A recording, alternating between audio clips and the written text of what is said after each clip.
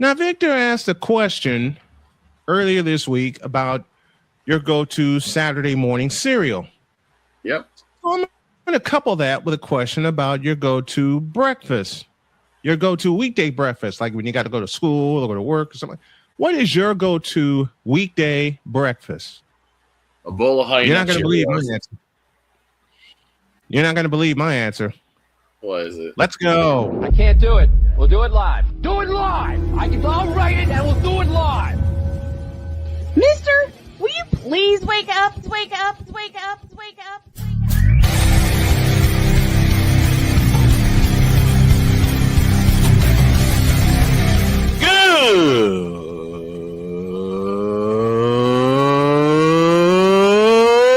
Good morning.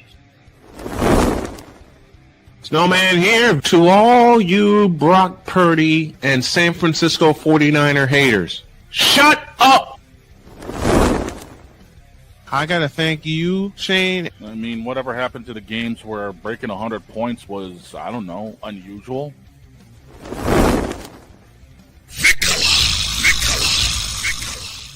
There was one word to sum up the All-Star weekend. Trays.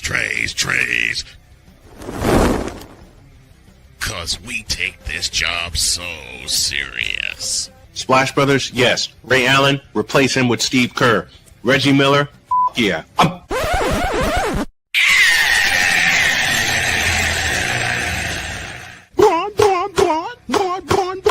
What in the all types of blue hell? I don't know. Oh, yeah!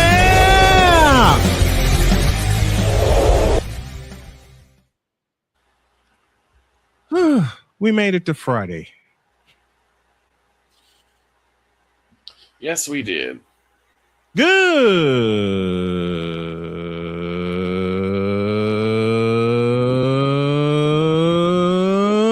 morning, and welcome one and all to the fabulous, fantastic football Friday edition of Snowman in the Morning. Glad to have y'all with us.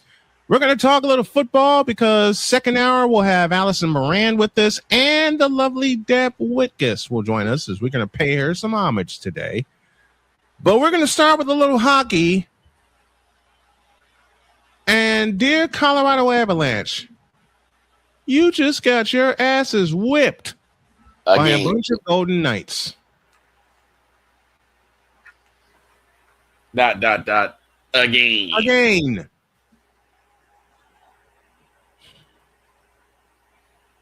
You know, I borrow one of my favorite movies of all time is Revenge of the Nerds. Yeah. Love Revenge of the Nerds. John Goodman delivered a soliloquy in that to challenge his team. Uh-huh. And I will borrow it and use it here. You know, Colorado Avalanche, when you were a new franchise and you were coming up, winning a couple of Stanley Cups and all, when you were going through the season, beating everybody up, and your coach looked down at you, you only had one hope.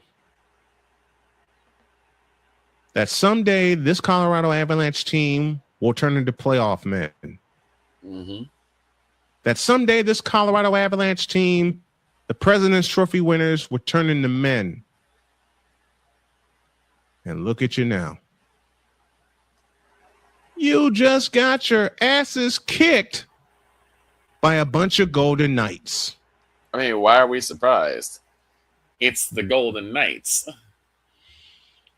Now, my friend JJ Neely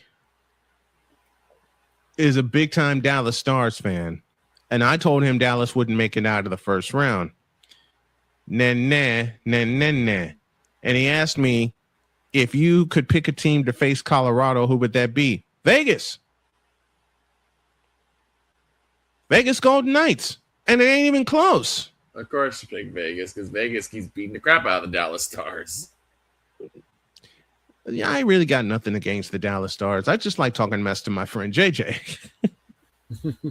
But, you know, all season long, we crowned Colorado the predetermined champion.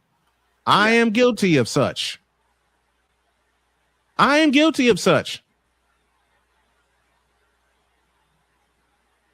They got shellacked. They got shelled in this series.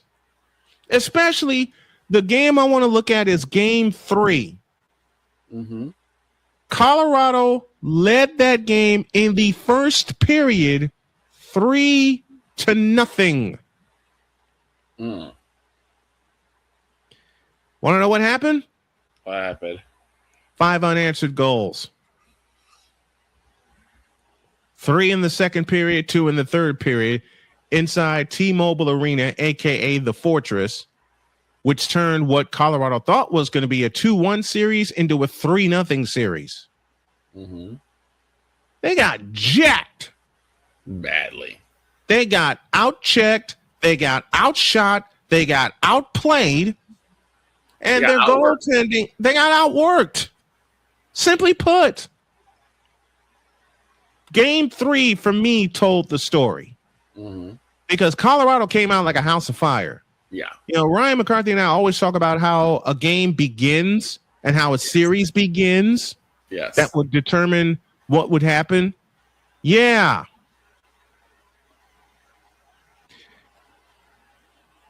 Vegas went into Colorado, invaded their fortress, and took 2 games. Yep.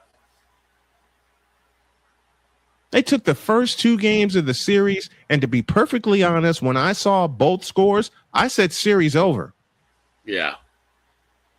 I said this series will not return to Colorado. Well, if it returns to Colorado, I would be surprised. Well, once you take the first two at someone else's house, you really don't have much of a shot because all of that momentum is gone.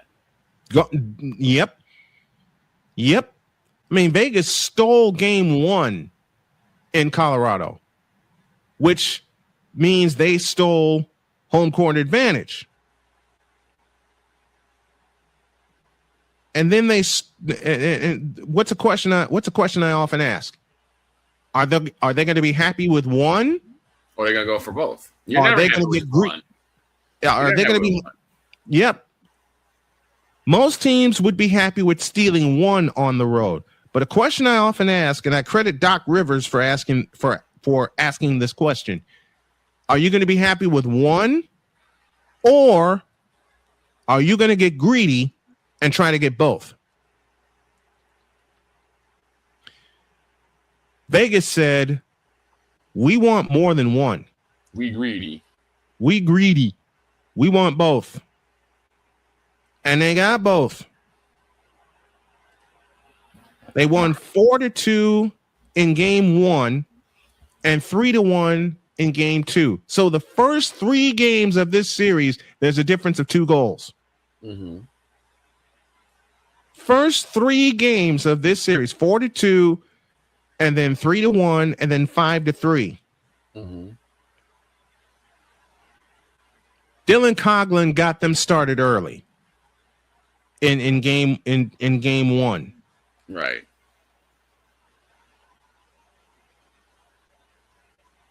Man, and then they just rolled from there.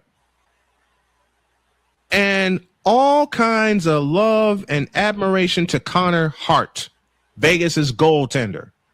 Yeah. He shut this high-scoring, high-playing Colorado Avalanche team down. Shut them down. He shut them down. 7 total goals allowed in 4 games. 7. 3 of those came in game 3. Mm-hmm.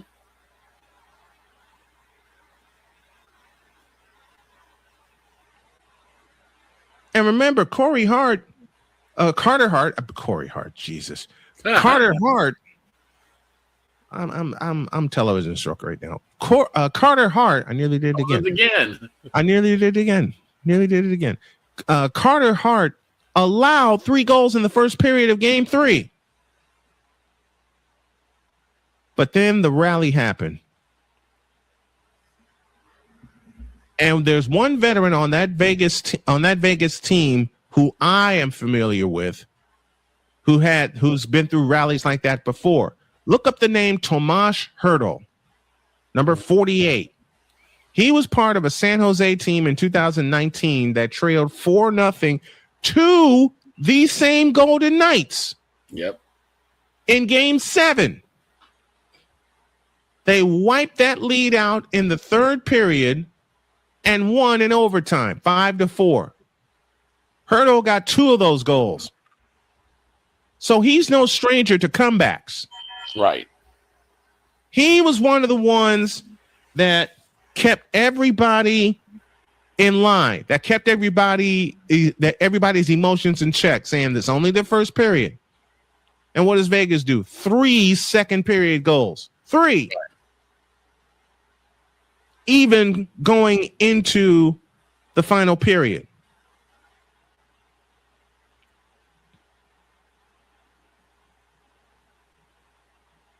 In fact, Tomas Hertl scored the game winner. Hertl scored the game winner. Mitch Marner, former Maple Leaf, had 2 assists in that game.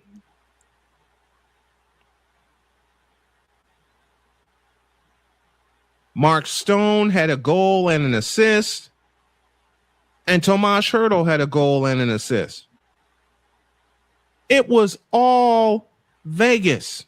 Yep. In this series. It was all Vegas. And then in Game 4, the lowest scoring game of the series, Mark Stone got the game winner, and the Vegas defense did the rest. Carter Hart, 20 saves.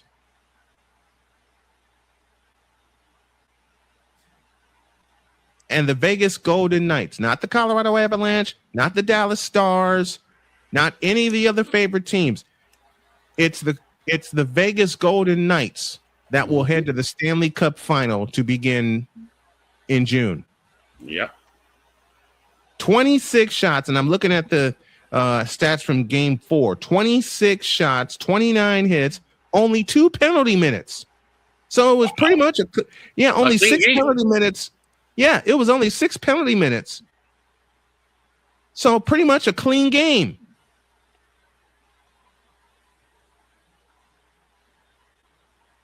It was pretty much a clean game. And they got out, and Colorado got outworked 4 times. Mm-hmm. They got outworked, they got outplayed, they got out hustled, they got out everything.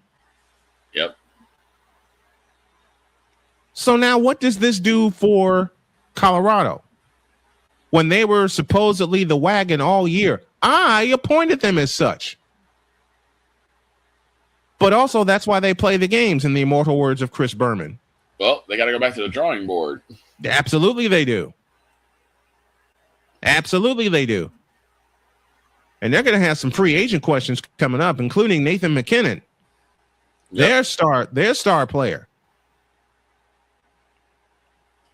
To me, I think the one area, and people are going to think I'm crazy for saying this, but the one area where I think Colorado needs to, well, 2 areas. You need to get some better defensemen, and you need a better goaltending tandem. I mean, there have been times where you can run into a fluke series. Mm-hmm. People may call this a fluke series and saying, oh, Colorado will be back next year. Okay, prove it.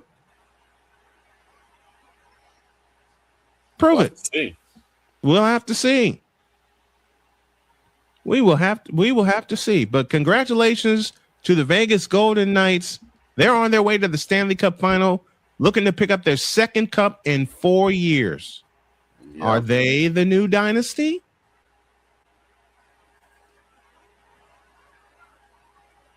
Are they the Vegas Golden Knights the new dynasty? They're making a claim for it. They are indeed making a claim for it. And remember, this is a brand new team in 2018 that got all the way to the Stanley Cup final. Mm-hmm. They lost to Washington, but they got there in their first year. All they did was get better, even given the disappointment of 2019. Congratulations to the Vegas Golden Knights. Let's take a pause. When we come back, I'll tell you the breakfast that is my go-to now for weekdays. And we'll talk a little football. What must your team do to get in the playoffs? Victor and I will talk about our teams when y'all get back in a deuce. This is Snowman in the Morning. Whether it's news, the largest egg producer finds bird flu in chickens at a Texas plant, weather, devastating tornadoes rip through the heart of the United States, inspiration, a breast cancer survivor completed the journey of chemotherapy, and now begins a future one of matrimony or sports. Michael Jordan is shown on a photo with Diddy. LeBron James has a video extolling the virtues of a Diddy party. This has been yet another beating a dead horse presentation. We got you covered. BS3 Network, in association with Comey Media Incorporated, proudly present The Morning Shift with Cole Johnson. Live every weekday at 8 a.m. Eastern, 7 a.m. Central.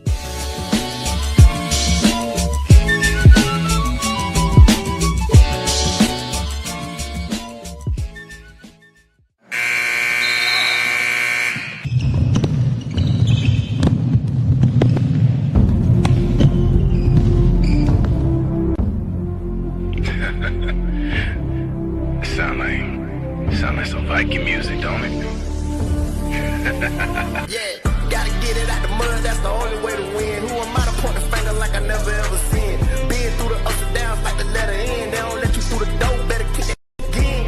Cause that's the only way to win. That's the only way to go. Gotta get it out the mud, gotta get it out the flow. Cause that's the only way to go, let's go. Shooting, lights out.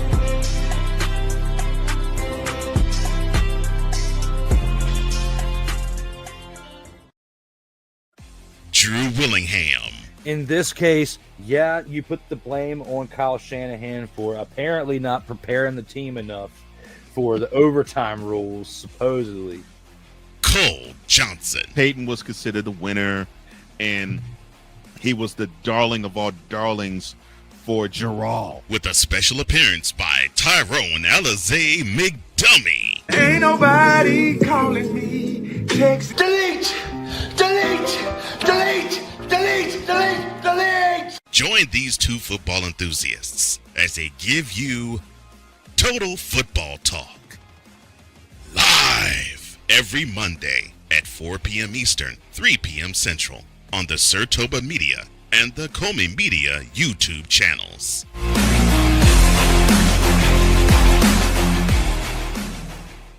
Cause we take this job so serious. Put somebody in the middle of the field. Like, it's not hard. What in the all types of blue hell? This is Snowman in the Morning.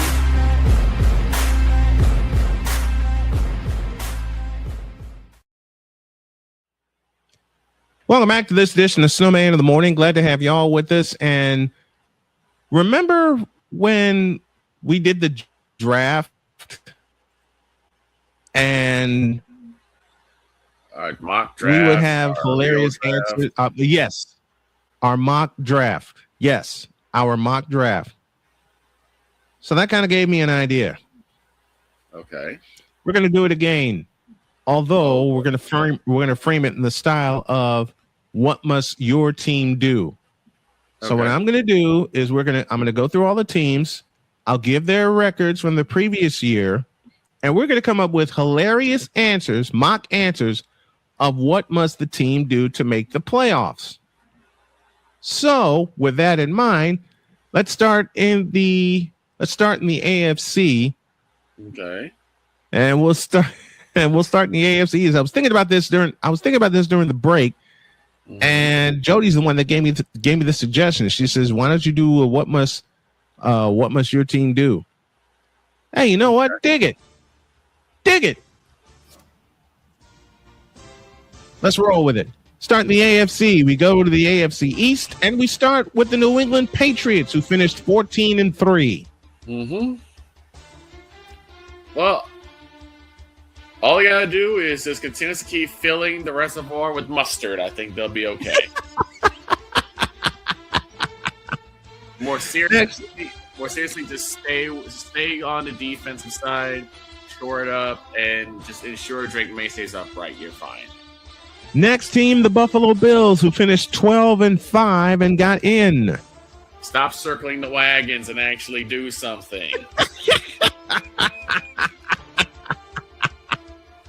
Well, you've already messed up because guess what? You risked mortgage, double down, and eat away your future plans for DJ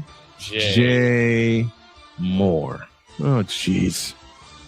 All right, next team, the Miami Dolphins, who were 7-10. Don't toin the ball over. You don't have two anymore.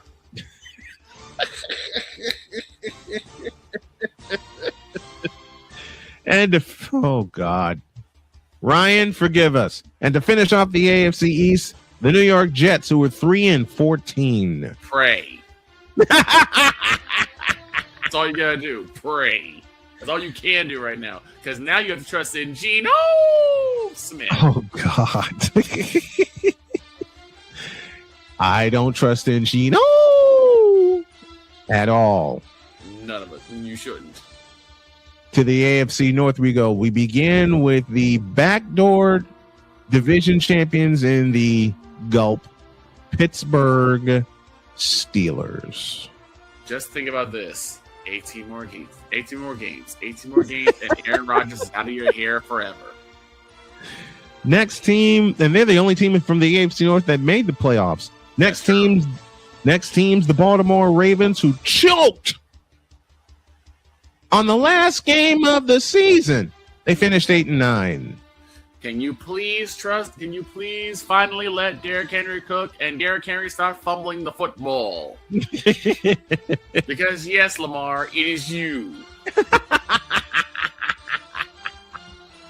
Next one, the Cincinnati Bengals, who finished 6-11. Stop trying to kill your quarterback. Keep him upright. You've seen how good Burrow can be. Oh, gotta love it.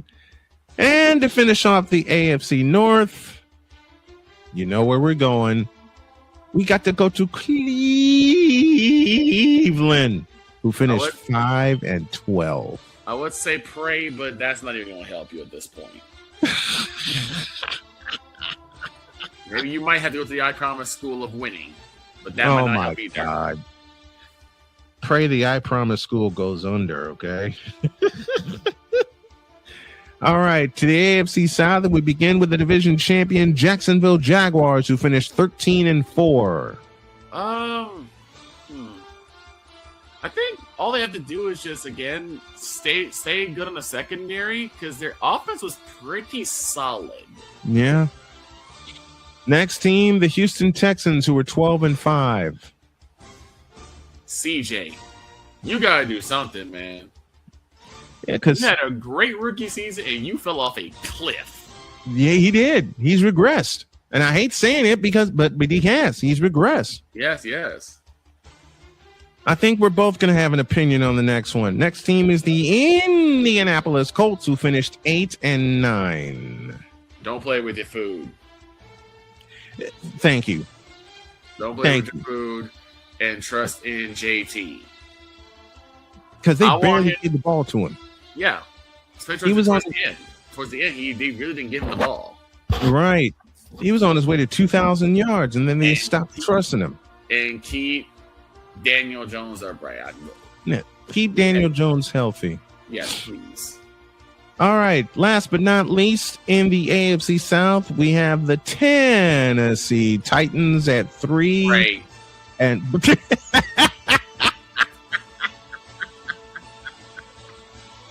pray, go to church, tithe. I mean, if you have, I didn't even finish yet. The game starts at 12. Go to 8 o'clock church session. Make sure you tithe, and you might get a couple more wins.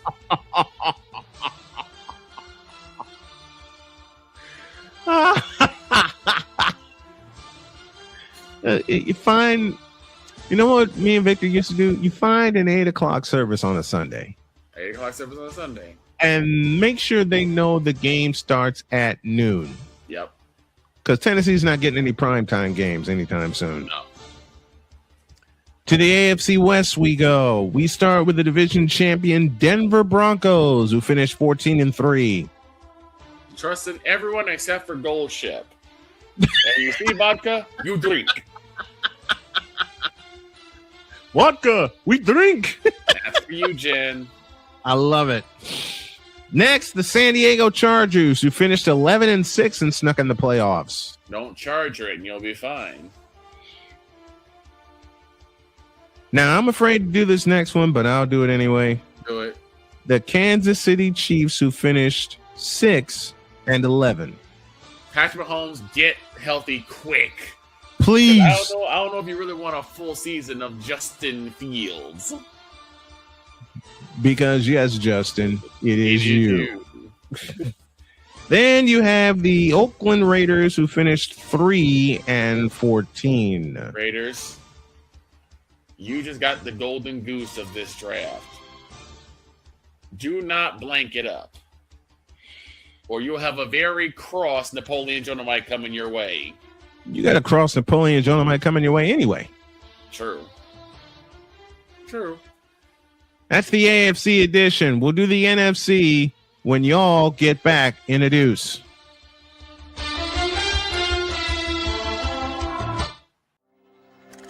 This is Snowman in the Morning.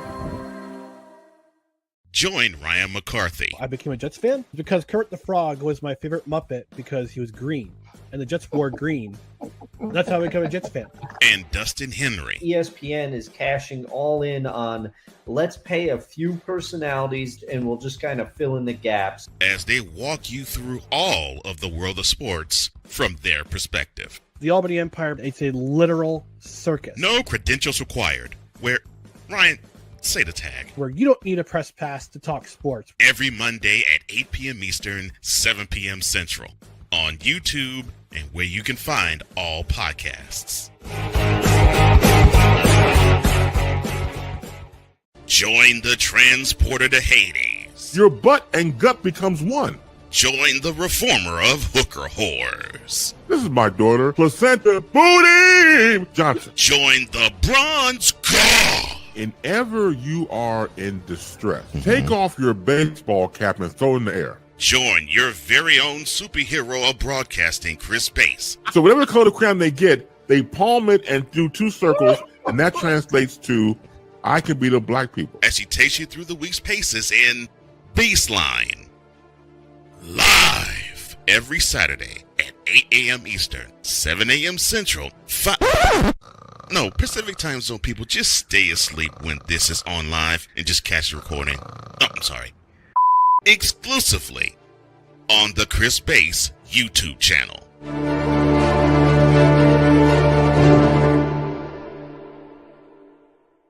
Here's an important message from the Diabetes Solution Center. Do you like pricking your fingers to test your blood sugar levels? No one does, but it's important to maintain your health. And now, by wearing a small remote device called a continuous glucose monitor, or CGM, you don't need to prick your fingers anymore. It's easy to use and helps you make more accurate diabetes treatment decisions. If you are testing your blood sugar 3 or more times daily, injecting insulin, or using an insulin pump, call the Diabetes Solution Center right now. And if you have Medicare or most major insurance coverage, you may be able to get a new CGM at little to no out-of-pocket cost. Shipping is free, and we'll even bill your insurance company for you. If you are testing your blood sugar 3 or more times daily, injecting insulin, or using an insulin pump, call the Diabetes Solution Center right now to learn how to end the painful finger sticks and get your own continuous glucose monitor, or CGM, at little to no out-of-pocket cost. 'Cause we take this job so serious. I'm sorry, your own, what are these things called? Spices. Spices, thank you. My brain went bleh. What in the all types of blue hell? This is Snowman in the Morning.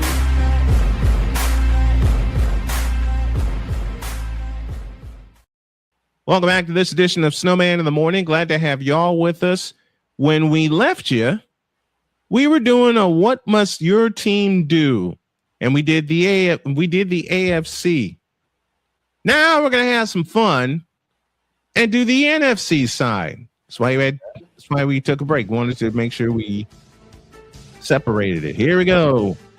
The NFC East, and we start with the Philadelphia Eagles, who finished 11-6. Well, for first off, trust that Saquon Barkley is still Saquon Barkley. Give him the ball.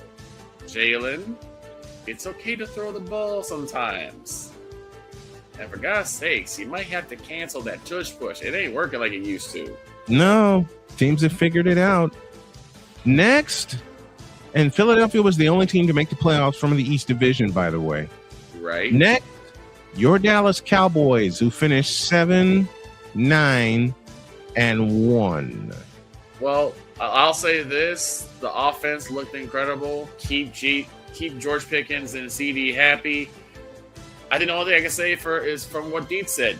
Put someone in the middle of the doggone field. This is gonna be a big test for Caleb Downs when coming to the league on his first season. So yeah, he's gonna get tested. Next, we go to Washington, who finished 5-12. Terry, it's okay. You can come out of hiding now. Come out with the protection program and actually help your team. And for the love of God, just like with Cincinnati, can you stop trying to kill your quarterback? 85 needs to be upright for y'all to really do well. Indeed. And to finish off the East Division, we have the New York Football Giants, who finished 4-13. Get some body armor because, my God, the fact that both of your top players were down in the same season is scary. Yeah, agreed. But I do see this as being a bounce back for Cam Scatterboo. I see it as a possible bounce back for Jackson Dart, so I think they're going to be okay. Well, let's hope so. I want to see them in the playoffs. I do too. I want to see them in the playoffs. So for me, my advice to the Giants would be improve your offensive line. Yes. That way you don't lose Jackson Dart nor Cam Scatterboo. Correct. And I love Scatterboo. I do too. Love him. As far as Washington goes, you need a running game. Yeah. You need to run the football a lot. All right? And to the NFC Norris division. And we start with the Chicago Bears, who won the division and finished 11-6. All right. First and foremost, Caleb, you don't have your pacifier DJ Moore anymore. I understand y'all had some really good throws, and that throw against the Packers was magnificent. It was. I really trust in another number one, which is going to more likely be Roma Doomsday. Colston Loveland had a great, in my opinion, a great rookie season. Don't fall in the slump. Keep him upright. Trust in Kamanon guy. And defense short up. I think the Bears could actually make it a back-to-back repeat. I think so, too. They got the pieces there, and they don't have to worry about DJ Moore anymore. Next, the Green Bay Packers, who snuck in the playoffs with a 9-7-1 record and got beat by the Chicago Bears again at Soldier Field. If you guys have not chased out Brandon McManus with pitchforks and torches, I don't know what's wrong with you as an organization or a city. He's Soldier Team, okay? Keep Jordan Love upright. And for God's sakes, you drafted Matthew Golden. Use him. Yes, please. Then you have the Minnesota Vikings, who finished 9-8. Vikings. All you gotta do is just keep the liquor locker closed. Or you'll have a very drunk Paul Allen, because the way y'all play is going to drive him to drink again. We kid as we say that, folks. We love PA. Of absolutely adore PA. Then you have the Detroit Lions, who also finished 9-8. How in the world did the Lions fall this far? Oh, they don't trust their runners again. Ah, gotcha. And they let David Montgomery walk. They let Montgomery walk. They're going to stick with Jahmyr Gibbs, which is fine because you kind of have that dual tandem now. You just kind of stick with just one. We'll see how that plays out. Amon-Ra St. Brown's going to be there. Laporta's going to be there. And, of course, you have another year with Jared Goff. I don't see the Lions have much of a problem. I think they might end up making a resurgence. I don't know, man. I don't know. Oh, here's one more. Quit freaking gambling. Yes. It is okay to take points, Dan Gamble. Just because it's in your name, you don't have to do it.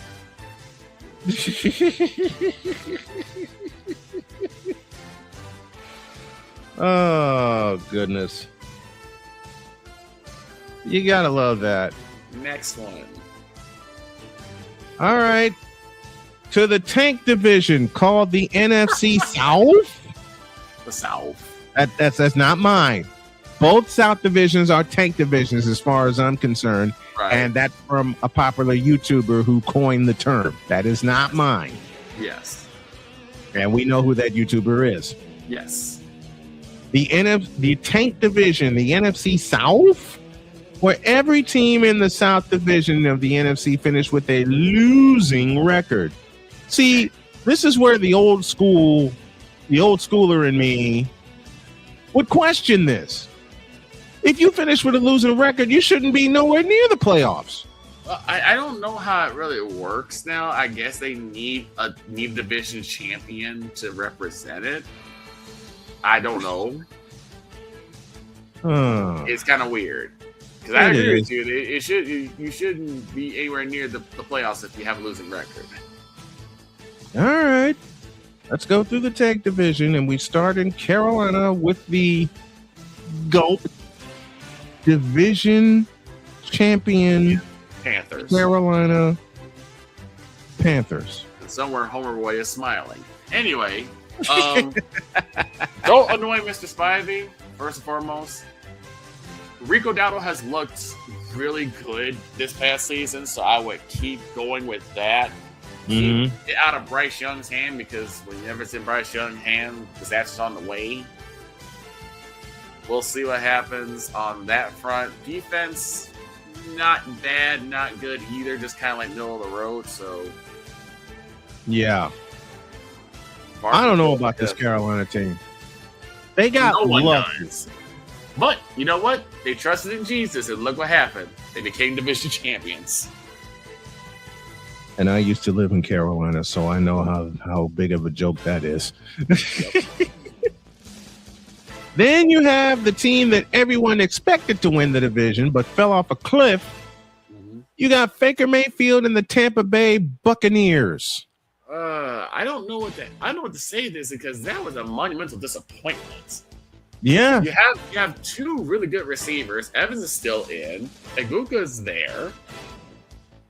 Bucky Irvin is. I mean, how do you guys not just go off on this division? They should have walked this Maybe you division. guys need Jesus. Maybe y'all need Jesus now. They should have dog walked this division. Absolutely. They should have dog walked this division. Disappointment central for me. Then you have the joker of the division, the Atlanta Falcons. Oh, Atlanta Turkeys. That's not mine.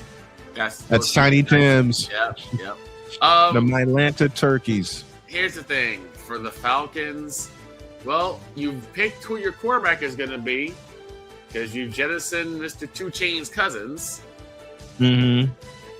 It's really going to come down, in my opinion, to how well that receiver core is going to be. I mean, Drake London's still there, right? Mm-hmm. So you got him. So it's going to come down to how well that receiver core is going to be with Penix now, because Penix is now on his own. It's make it or break it for him. You know, I don't know. I think that my Atlanta turkeys are going to play like turkeys. Oh, they're going to be cooked every day? Shaken, bacon, whipped, dipped, chip, chopped, and fricasseed. Ugh. I don't know about fricassee. Speaking of fricassee, I never had fricasseed turkeys. I just heard the term. Yep. You have the New Orleans Saints, who finished, I don't know how, given this division, at 6-11. Well, first thing you got to do is find out who your quarterback is going to be. True. According to these, you don't know who that is going to be. Nope. That's what I can say is, like, you just got to find who your quarterback is going to be and stick with him. Now to the toughest division in football. Okay. The NFC West. And we're going to start from the bottom this time. Okay. Given the fact that the world champion resides in the NFC West, we're going to go from bottom to top this time. We'll start at the bottom with the Arizona Cardinals, who finished 3-14. Switch from Call of Duty to Battlefield. You should be fine. And quit playing it on the big scoreboard. Right. Next, my beloved San Francisco 49ers, who somehow, some way, given everything, finished 12-5. Every last one of you guys got to take that super serum that Captain America had, so y'all can stay through an entire season. Yes, dear God, yes. I thought it was over when we lost Fred Warner in Tampa, and they got a couple new pieces now. Yeah, a couple Then you have the Los Angeles Rams, who also were 12-5. Follow Father O'Cochran, and you'll be fine. Last but not least, the world champion Seattle Seahawks, who finished 14-3. Well, y'all back in football purgatory because you gave up your MVP. Don't know why you did that. Oh God. You might be next, my Atlanta Turkeys. Now, in all seriousness, though, I do like J.J. McCarthy, who did really good. Was that J.J. McCarthy that was there? It was Sam Darnold who was there. Oh, Sam Darnold. Okay, I want to make sure I get the name right. J.J. McCarthy's still in Minnesota, right? Mm-hmm. Sam Darnold may have found his new home. You may have. Because he looked like he belonged in Seattle. He did. He did. Belonged in Seattle. So I will say this. You keep that same receiver core. You get yourself a good running back. A good running back now that you gave up Ken Walker. Right. But I can see them making a deep run if they stay consistent like they were this past year. That's our NFC edition of What Must Your Team Do? Portions of today's show brought to you in part by Fanatics, officially licensed everything. Take a break. When y'all come back to finish off the hour, I promise I'll tell you the breakfast that gets me through the week. Back in the deuce.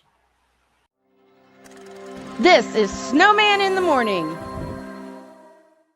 SeatGeek is the ticketing app for fans like the High Five Strangers guy. Game-winning interception. First down. Just a nice, solid tackle. If you're in arm's length, you will be swapping skin with this extrovert.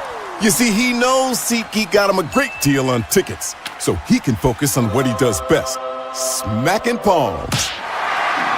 SeatGeek handles the tickets to sports, concerts, and more, so fans can fan. Here's an important message from the Diabetes Solution Center. Do you like pricking your fingers to test your blood sugar levels? No one does, but it's important to maintain your health. And now, by wearing a small remote device called a continuous glucose monitor, or CGM, you don't need to prick your fingers anymore. It's easy to use and helps you make more accurate diabetes treatment decisions. If you are testing your blood sugar 3 or more times daily, injecting insulin, or using an insulin pump, call the Diabetes Solution Center right now. And if you have Medicare or most major insurance coverage, you may be able to get a new CGM at little to no out-of-pocket cost. Shipping is free, and we'll even bill your insurance company for you. If you are testing your blood sugar 3 or more times daily, injecting insulin, or using an insulin pump, call the Diabetes Solution Center right now to learn how to end the painful finger sticks and get your own continuous glucose monitor, or CGM, at little to no out-of-pocket cost.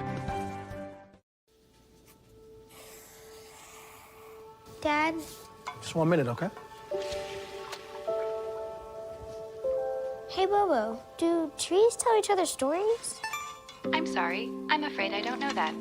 Hey, why don't we go find out?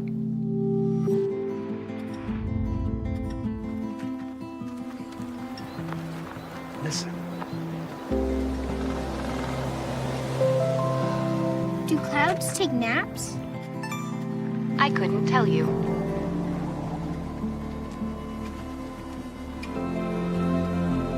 Can birds draw pictures? I don't have an answer for that. Dad, do stars visit their friends? Look!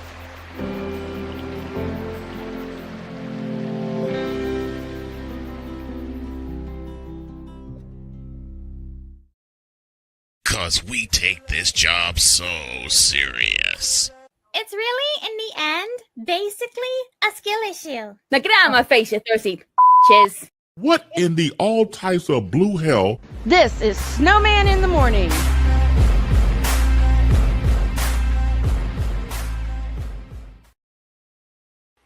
Before we continue, WNBA action continues to come your way here on the Snowman Multimedia YouTube channel and also the SMSN Radio Network. So keep tuned in. Now, I posed a question at the top of the show, and it's taking me to the bottom of the hour to answer it. Mm-hmm. My go-to breakfast growing up was Wheaties to get through the week. Mm-hmm. It was Wheaties. When I got to college, it was anything I can lay my hands on. Oh, yeah. Because when you get to college, you see and try everything. It opens up because it's no longer you got to eat what your parents already have out for you. You can go get what you want. To say that I lived on that food plan at Northeast Missouri State is an understatement. It's one of those, I couldn't wait to get up and go eat. Yeah. I couldn't wait to get up and go eat. But I'll answer the question. My go-to breakfast for me today at age 53 is cheesy eggs. Yeah. Same. Yeah, cheesy eggs. I make 4 scrambled eggs with some cheese, with shredded cheese, and I'll make like 5 or 6 sausage links. Yep. High protein, no carbs. It's really good too. It is. Matter of fact, and this is where my wife's going to start laughing, I am now in charge of the cheesy egg menu. Which is fine by me. But if it's on a weekend, I'm making pancakes. There you go. I haven't done it in a while because we've been on the move these past couple of weekends. But I'll tell you what, man, nothing wrong with a few pancakes. Yeah, I've just had to wait because of the carbs and the sugars, but right. That is one thing I have missed is pancakes. Yeah, I haven't had pancakes in a while either. And considering the story I told on Monday, I don't think I'm gonna have pancakes for a while. At least you know that when you make the pancakes, they don't move. Right. They don't. When I make the pancakes, they don't move, and when I cook the sausages, it doesn't talk. Exactly. Well, what's wrong with the sausages? This thing talked. It talked. I heard it. Now, granted, I was heavily induced. I was heavily induced with medicine. They were trying to make me healthy at Roseland Hospital. God bless it. If you miss what happened, here's what happened on Monday. And I gotta edit this. I gotta edit this story and then get in the queue to go to our halftime. When I was in the hospital in 2003, watching the Cubs somehow get to the National League Championship Series, Yep. watching the NBA on ABC and not NBC Or CBS. or CBS. You know, I got Rising Rhino in my ear saying, keep it to sports. I know, Rhino. I know. Having fun with this. On a Friday morning, they brought me pancakes. I dozed off. I woke back up. I saw the pancakes and I swear it moved. I'm pushing every button at my bedside. Nurses come running. What's wrong? That thing moved. Get it out of here. Sir, what? Pancakes don't move. This one did. I remember the first time I told Victor that story, he was under the table laughing. I was on the floor.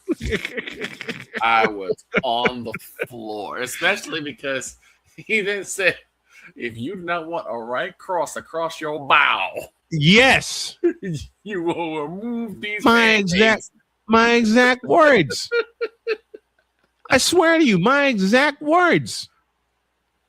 Would I do that? No, I would not. No, of course you wouldn't. I would not do that. I was joking around with everybody at the time.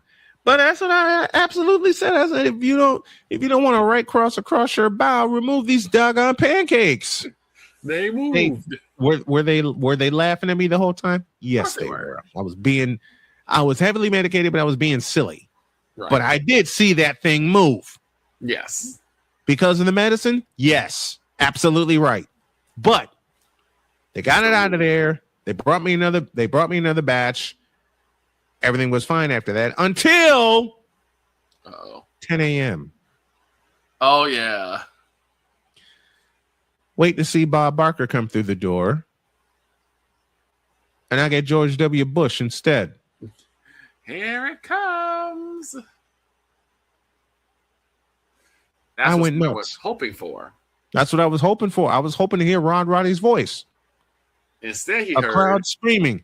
And instead, I hear, we interrupt this program for a special report. Excuse me? What the hell can be so special? It's 10 o'clock. Where is the Price is Right? Open the doors. And here comes W. Walking his ass out to the podium. To talk about nothing. Nothing. It wasn't even a sports story that got it. Was that right? I went nuts again. I had 6 buttons next to me. I pushed all 7 of them.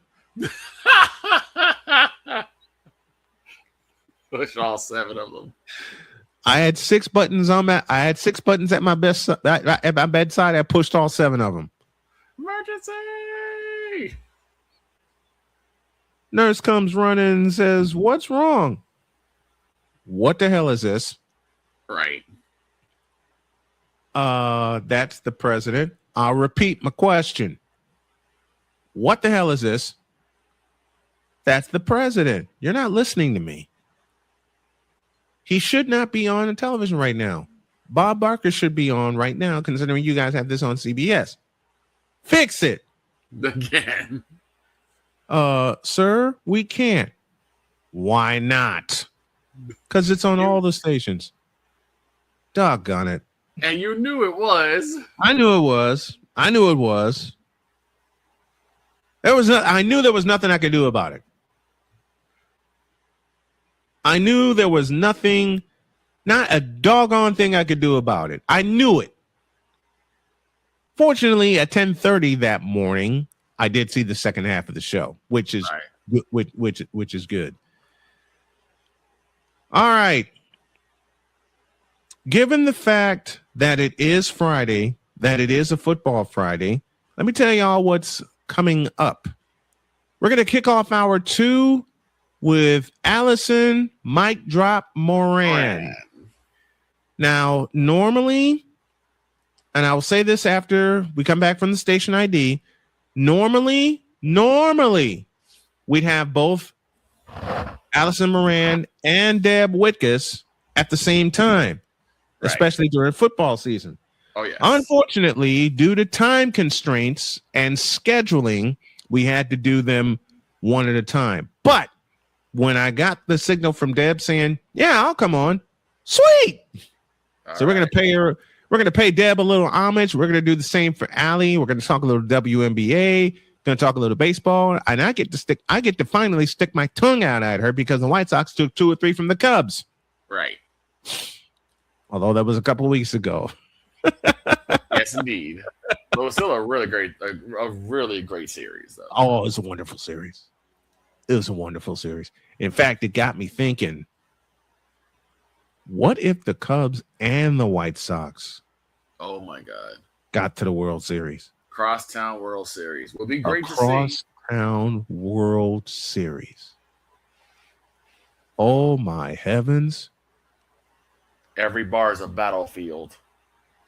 Man, every bar would be full. I don't know if that's a good thing or a bad thing. Every bar would be full. Harry Carey's would be upside down. Downtown Chicago would be flooded.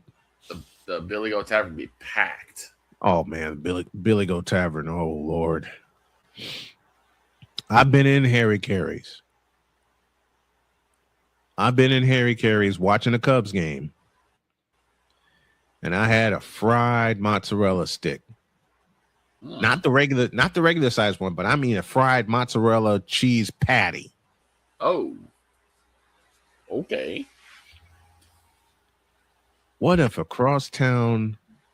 Chicago Crosstown World Series happened? If you can have a Subway Series in New York, if you can have the Battle of I-70 in Missouri, and yes, I know I'm a White Sox fan, but I'm dreaming. Okay, I'm dreaming big here. Go with us on this one. Dietz versus Wise. Oh my Lord. Oh my Lord. Dietz versus Wise in a Subway Series? Right. What? Me versus Allie in a Crosstown World Series? What?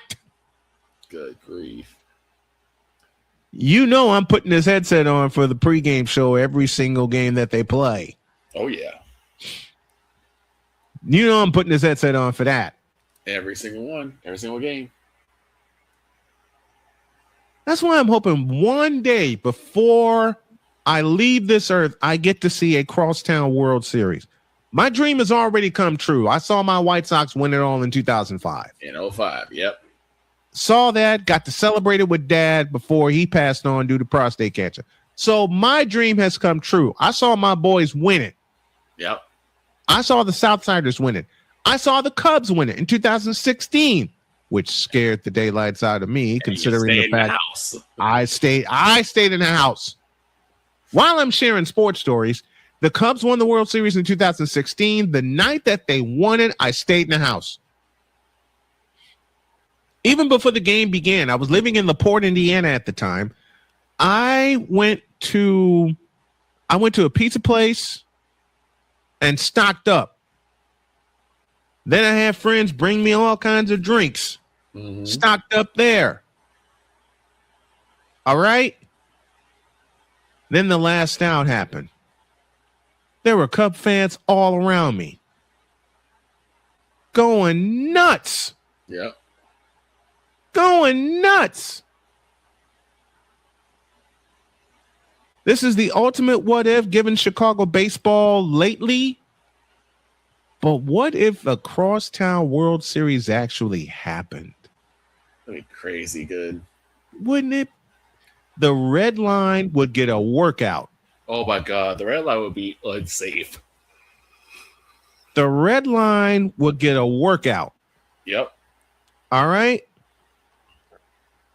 It's not the only line that would get a workout, but you and I are Southsiders. We are familiar with the red line. We've ridden that SOB too many times over. All the way to both stadiums, too. Yep. The red line would get a workout. Yep. Seriously. Between 35th and Addison. Mm-hmm. They would have to replace the tracks game by game. Yep. Because, like I said, the red line would get a workout. And there's no way they could. There's anybody who's lived in Chicago and has ridden the red line knows there's no way they can replace the tracks game by game between 35th and Addison. But that would be two of the most popular stops. Mm-hmm. It'd be two of the most popular stops because you'd have a bunch of people getting off on Addison, and you got a bunch of people getting off on 35th. Yep. We did it all the time. We did it. We went to a game. Victor and I went to a game together in 2006 when Jim Thome was a member of the White Sox, and I surprised Victor with tickets to the game. Yep. And he said, "Are we driving to the game?" Hell no, we're not driving. No. We are taking public transportation to the game and from it. Right. We are not driving in that madness. No. I even told my dad that Victor and I were going to the game. He looked at me and said, "You're taking public transportation, right?" "Yes, sir." "You're not taking your car, right?" "Yes, sir." We're not taking the car. Not a chance." He said, "Good man."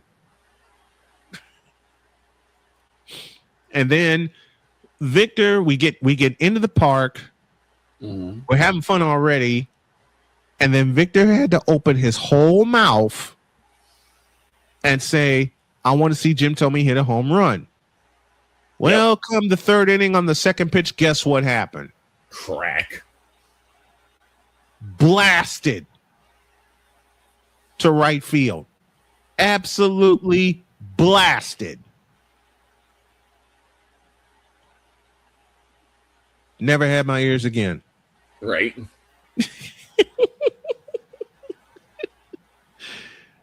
And Victor, we're walking out. We're having fun, high-fiving everybody, and we're walking out. Victor said, "Can you hear me?" "What?" Nope. He can't. He cannot.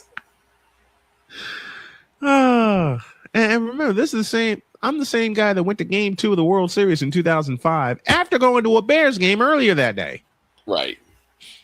I went to a Bears game, yelled my head off because they played the Ravens, and then public transportation to the South Side to see Scott Pasetnik walk us off. Right. Grand times. Yes. And then I'm getting a cue. We got to go to a break, but I promised my bride sometime this summer we're going to go to Chicago and I'm going to show her a food trip. Oh boy.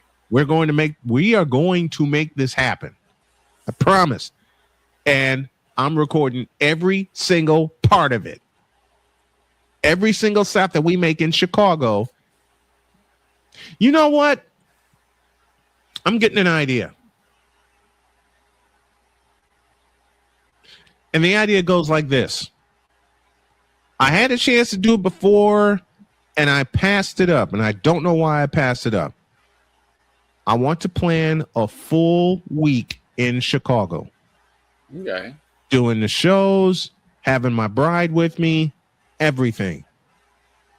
Now, I don't know when it's going to happen. It's going to take a lot of help, and beginning Monday, I will put this process in motion. So stay tuned on how you can help me and the bride get to Chicago for an entire week of shows, and we can make it a food trip. We'll tell you how you can support. All right, honey, gotta go. She's yelling at me now. Gotta go to a break. When we come back, we have our station ID plus a scoreboard break in a deuce. This is Snowman in the Morning. There is a road laid out for me, leading down to boxes everywhere. And this is going to be Addie's room. I am blind, but I need not see. I think you're really going to like it. I know this road is there for me.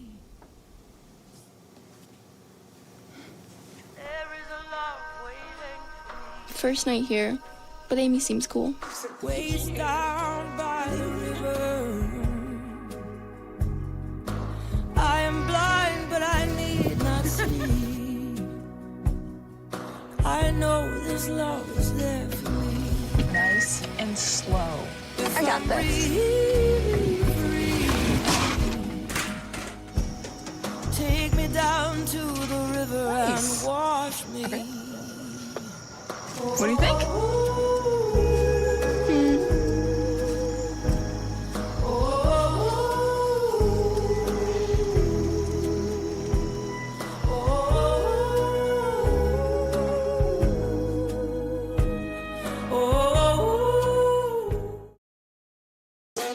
The original Think Drink is back. Level up with proven ingredients formulated to crush your competition.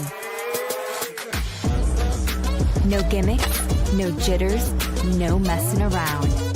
Just high potency results that keep you moving day or night. There's a new nerd in town, and we came to play. Nerd Focus, smarter than energy. 'Cause we take this job so serious. I'm on Alarm Island. Give me them cocks! What in the all types of blue hell? This is Snowman in the Morning.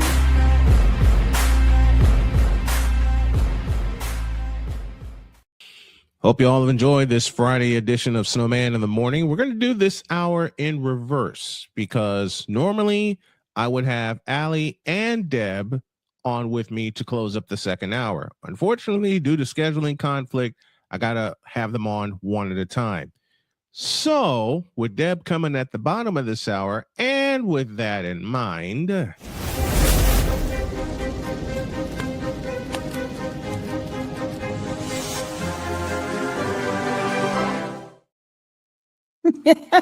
here is Allie. Hey there, Brian. How are you doing? I'm home and I'm much better. You look good. Your face is handsome. Thank you. Thank you very much. We talked on Monday or the last Monday about being in the hospital and all the stuff that goes on there. Mm-hmm. For a guy as tall as me, 6'5", those beds are not comfortable at all. I know. You Did they at least give?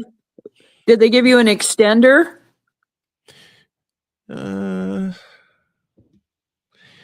I'll say this.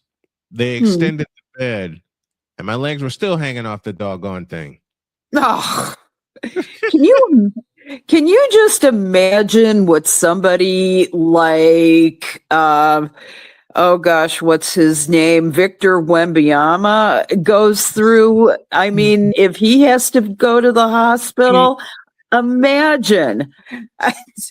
If they can't, and anybody 6'10" and up, they got to get 2 extenders for them.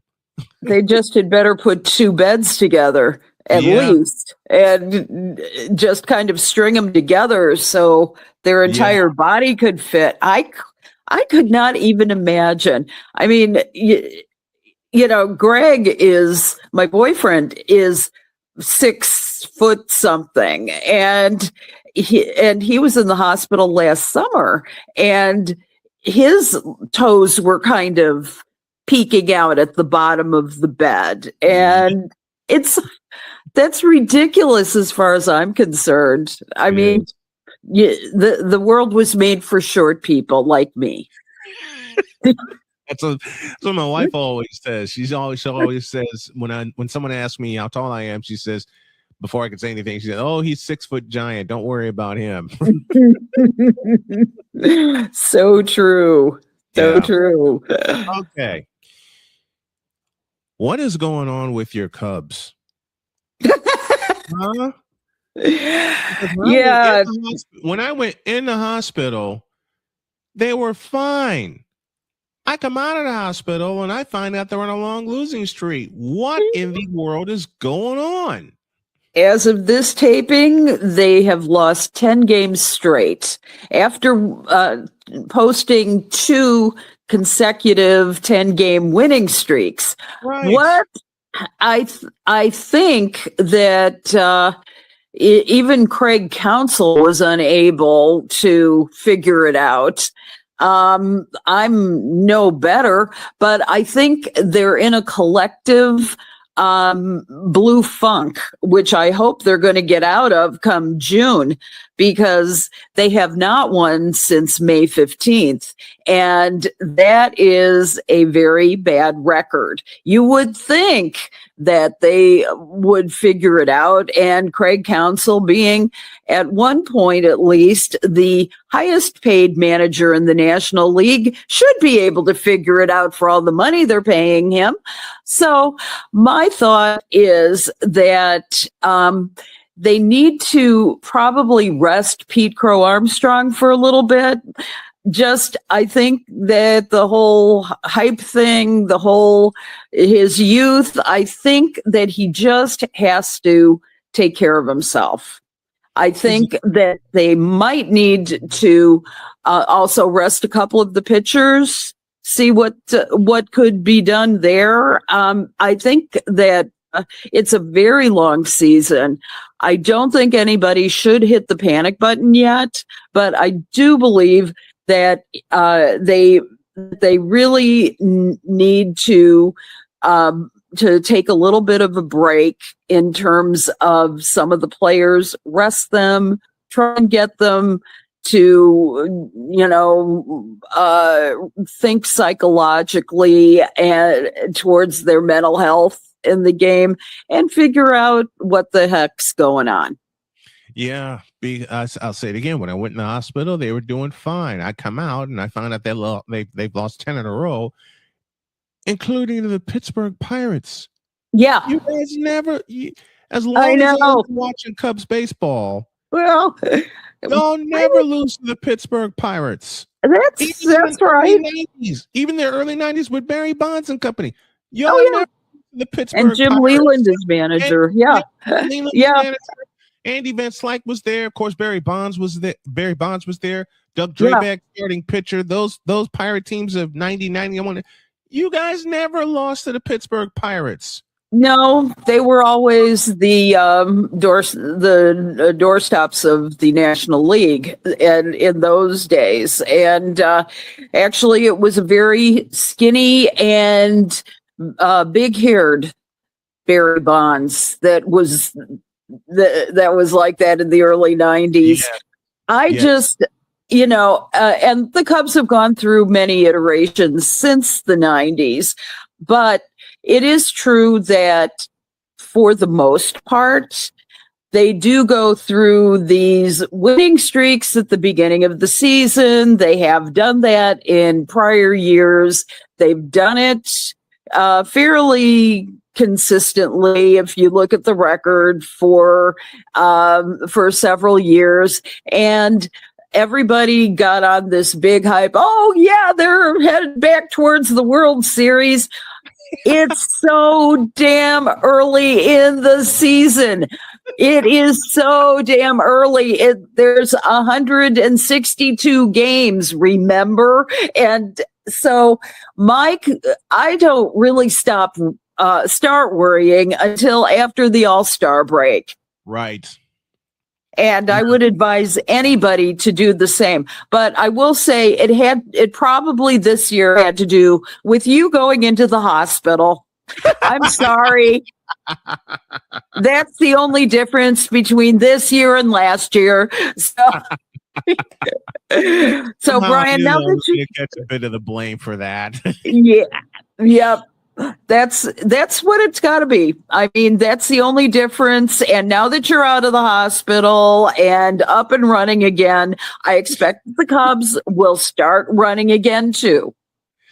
We'll see. We hope so. But while I got you here, I get to stick my tongue out at you because we took 2 or 3 from you guys on the South Side, including an incredible walk-off from Edgar Caro. On the Sunday game. I saw that. Y'all beat us up. Oh, yeah. 10-5. Y'all beat us up in the first game. Got even in the second game. And I want to tell you something. And I know you're a baseball fanatic like I. Munetaka Murakami is something else. He was one of my players to watch in preseason, and I expected that he was going to make quite a mark, and he did. And I'm glad, and I'm happy for the Sox. Not so happy that it was against my Cubs, but I think what I see with the White Sox is that they are actually playing like a team this year. And I think, Will Venable, for all of the time that I have discouraged and disparaged him, I think that he's got the makings of what could be a semi-decent season, which is not saying a lot. But again, the same thing applies on the south side of town as it is on the north side of town. It's 162 games. Ask me after the All-Star break. Yeah, but they have shown signs. These kids have shown signs of coming together, Yeah. Murakami, as I mentioned, at first base, Colson Montgomery at shortstop, Edgar Carroll starting to come around at third base, and Carroll's more of a utility player. But the player that's got my attention recently is Riku Nishida, their right fielder. Oh yeah. This little dynamo, only 5'6", but I tell you what, he's 5'6" of excitement. Already picked up an outfield assist in the Memorial Day game against the Twins. Threw the guy out by plenty. And he's injecting some more energy into this White Sox team. Yeah. Well, they made some very good moves in the offseason. And I think that the people you've mentioned so far, damn straight, they're on their way. And I really do hope that they continue on. I would just hope that if the White Sox get into the same kind of slump that the Cubs have, that they'll find their way out of it. Because those slumps will happen to virtually every team without fail. And I'm still sort of figuring in my mind what on earth it'll take for the Cubs to get back. What's going on over there? I hope they figure it out. And you mentioned one key player, which is Pete Crow Armstrong. Mm-hmm. He was so hyped at the end of last season and had the means for it. Okay, he showed us what he was made of. But lately, since this slump hit, he's done nothing, and that scares me.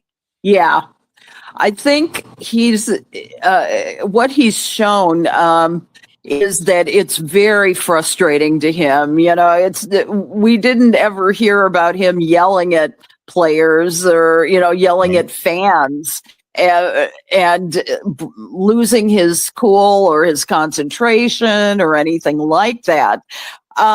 He's still a young guy. I think he's really kind of going through hell and putting himself through hell, trying to figure out what's going wrong. Every interview that I've seen of his just points to more and more frustration on his part. And I think if you tie yourself in knots like that, it's going to be very bad for you.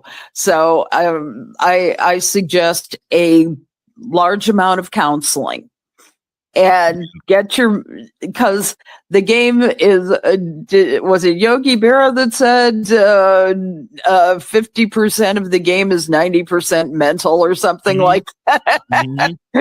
Something along those lines. And it is. After a while, there's a great scene in Bull Durham where the broad is in your head, Annie, why is that name in my head? Why? Annie, are you okay? Time.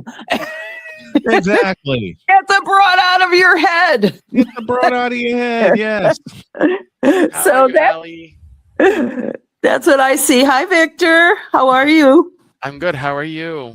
I'm doing great. Great. My voice is here, which is nice. Yes, it is. It was gone most of May. So I'm glad I came back for the final 2 weeks. I made that joke for a specific reason. So the biopic Michael came out recently. Oh, yes. Yeah. Saw it. And when I tell you, people were telling me, now I haven't had a chance to go because I want to go into theaters. Mm-hmm. So I got to make a day to go. Mm-hmm. But I heard people saying, "Oh, this is not going to do well. This is not like a big deal. It's probably going to make like just a couple million."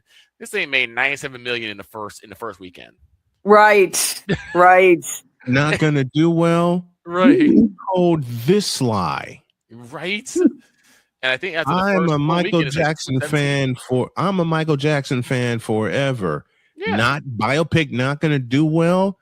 Repeating my question. Who the hell told this lie? When I heard that, the first thing that came to my mind was Mr. BGS. I won't repeat it, but you know what I mean. Can't repeat it here with all our stations picking us up. But how have you guys been? I've been good. Good. Getting off the soda. Had good 1 can too many in the hospital, and I only had 1 can. I've gotten back to drinking my Gatorade along with my water to help. My wife's sweet tea, can't get enough of that. Right. But I'm doing a lot better, and also glad to be back here in studio. In which, and I gotta tell you all this, in which my wife opened the studio for me on Monday. Okay. And because I thought we had like cookout plans, but it was going to rain. Right. Yeah. She turned over and looked at me. She says, "Are you going to fire things up or not?" I'm like, "What? Are you going to fire up for a Memorial Day special or not?" You know how fast I got in here? Right.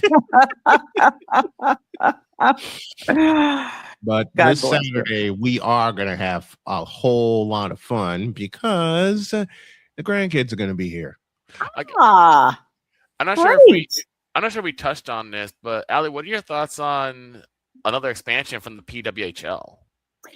I think it's great because they've really increased their audiences. They had a very successful takeover tour throughout the country while the PWHL season is going on. And I'm delighted for that. I'm also delighted that I predicted that the Montreal Victoire was going to win the Walter Cup this year, and they did.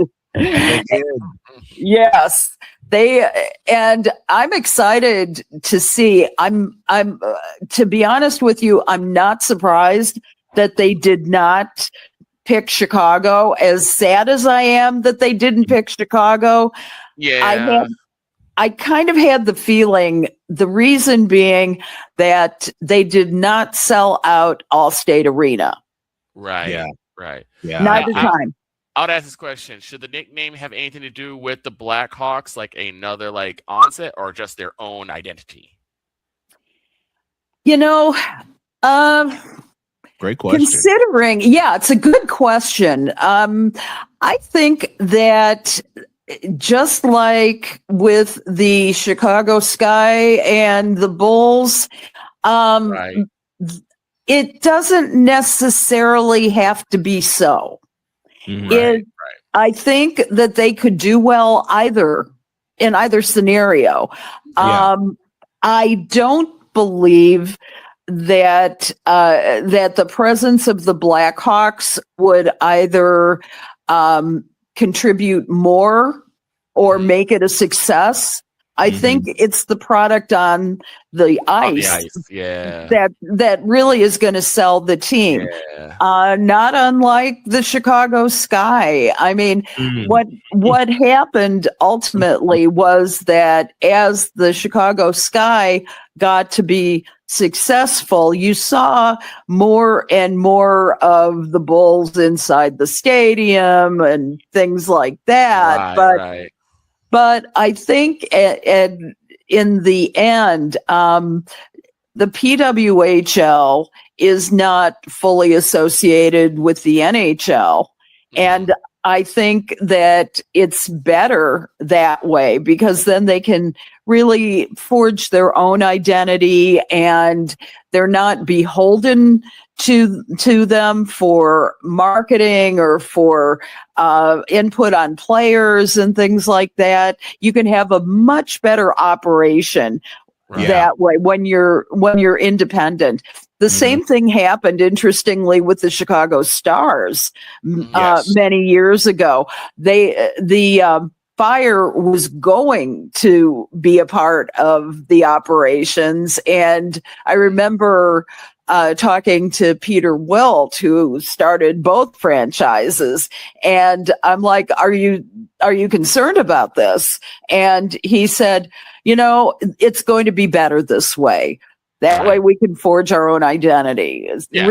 Believe me. So I don't feel like the PWHL actually needs it at this point. Right.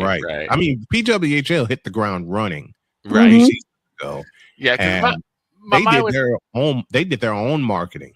Right. My mind was going like, Lady Hawks doesn't sound bad. Lady Hawks doesn't sound bad, but you're right. Like, I think they do need to come with just their own identity and just really show that they can make it on their own. They don't really need to have Big Brother watching over them. They can handle it. It's not bad to have it, but they can handle it on their own.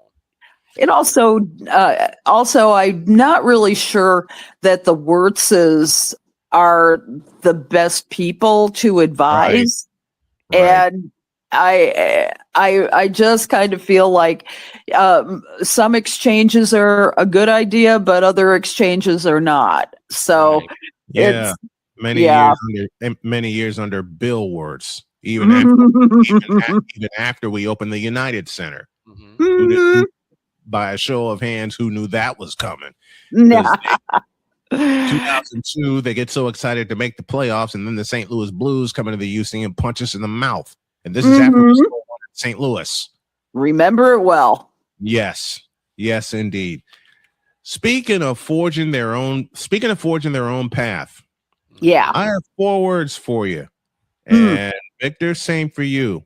Okay. Caitlin Clark is back. Like she never left.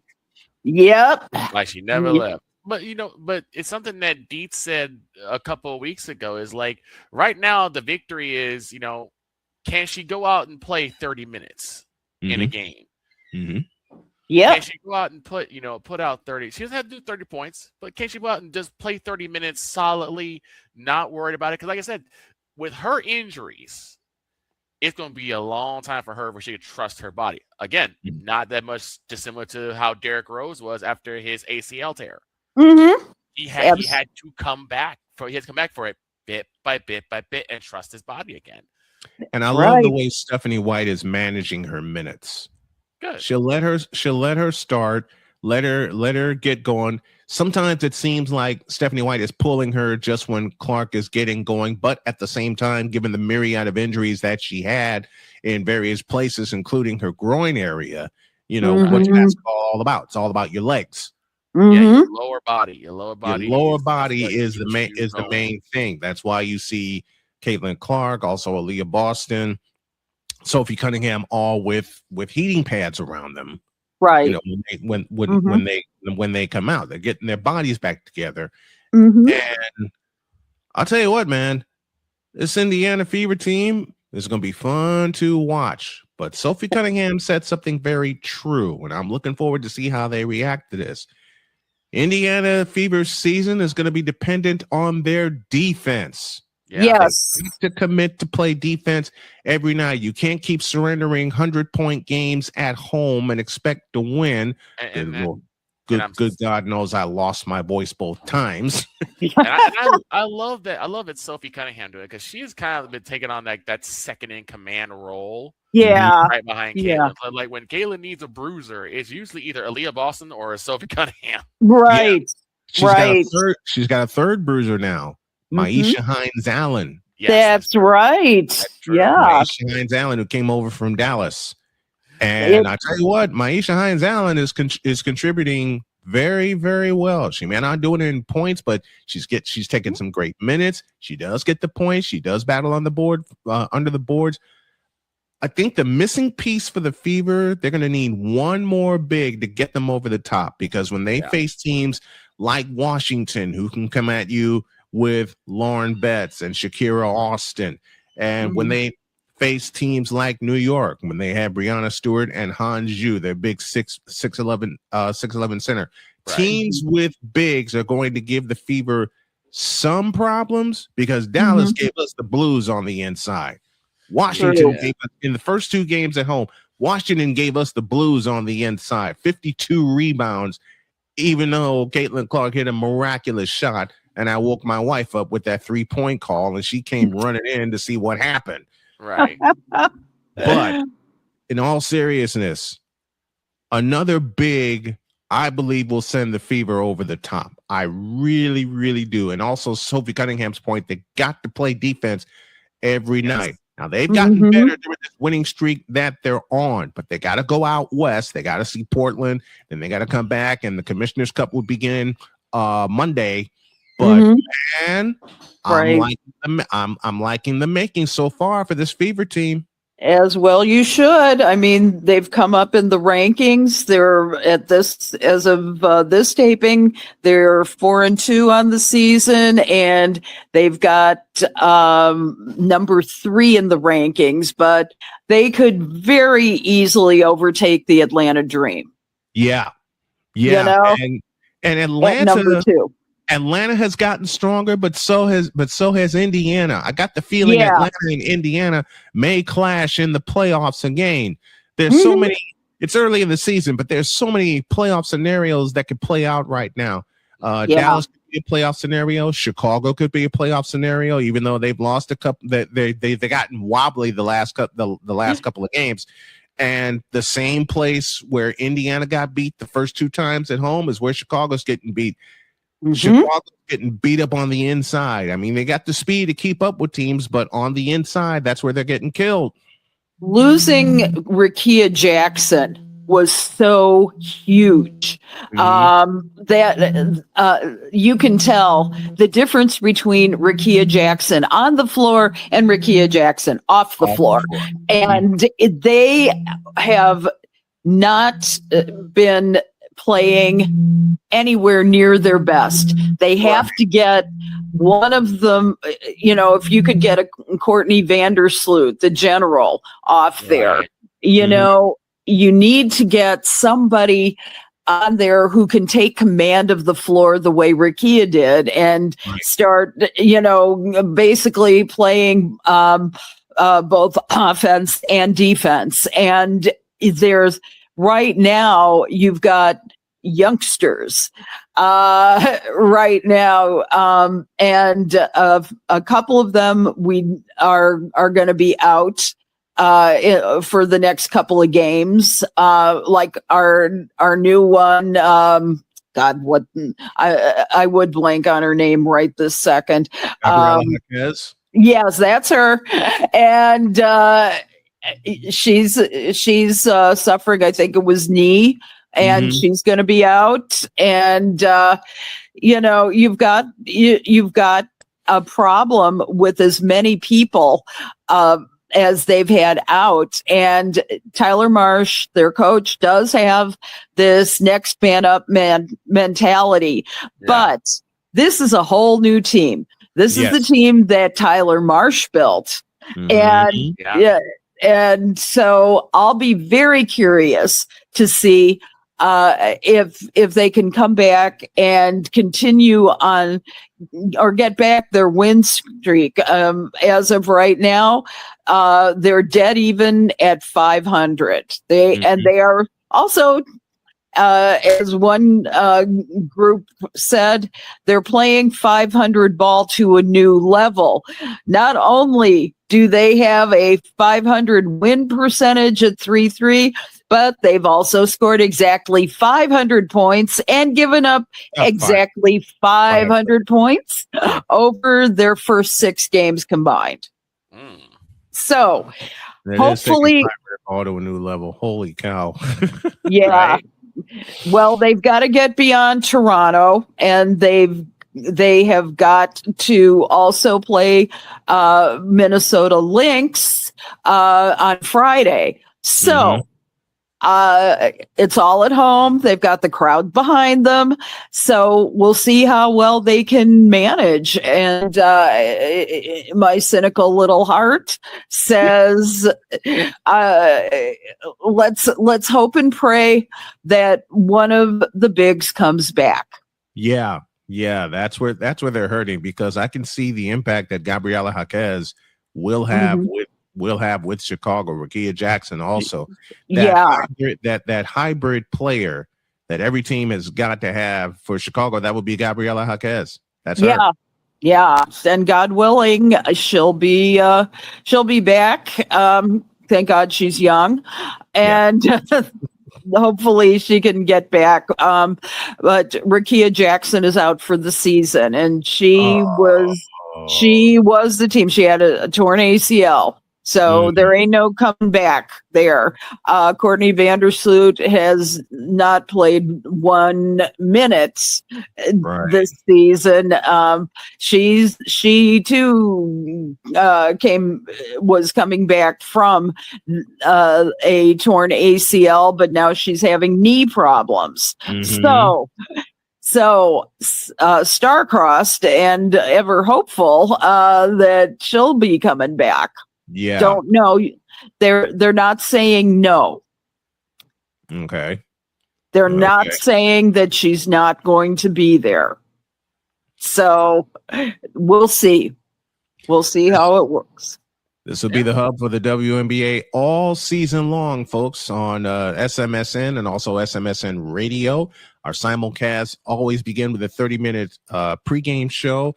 Doubleheaders Friday and Sunday all the way through the season, and who knows, may add a Wednesday doubleheader. We're getting it all together. I'm glad to be back here. I'm glad to have the crew back with me. Allison Moran joining us as she does every single Friday, talking all things sports, all things Chicago sports, as she is our Chicago hub. You can check out The Token Female on Spotify, as well as YouTube, and as well as Apple Podcasts and iHeart Podcasts. Every episode, beginning with this one, will be on all the audio carriers. That's a little surprise I wanted to have for Allie. Thank you. Oh, looking forward to hearing back from anybody who's listening. Yeah. Well, send those comments. We look forward to having you each and every week on the show. You're a godsend to us. You and I have been friends a very long time, so it just seemed like a natural fit that you'd be on with the crew. And I'm looking forward to football season when you're picking with us, and that's going to be wild. It's going to be crazy, and I'm going to love it. Allison Moran joining us each and every week. Thank you, Allie. We love you, and we'll talk to you next week. Too. Have a great week.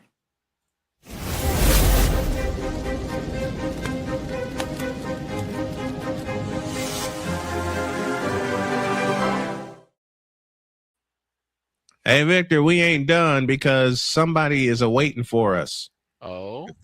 You'll find out who that is in a couple of minutes. Snowman in the Morning, back in the deuce. This is Snowman in the Morning. Join Ryan McCarthy. I became a Jets fan because Kurt the Frog was my favorite Muppet because he was green, and the Jets wore green. That's how I became a Jets fan. And Dustin Henry. ESPN is cashing all in on let's pay a few personalities and we'll just kind of fill in the gaps. As they walk you through all of the world of sports from their perspective. The Albany Empire, it's a literal circus. No credentials required. Where Ryan, say the tag. Where you don't need a press pass to talk sports. Every Monday at 8 p.m. Eastern, 7 p.m. Central.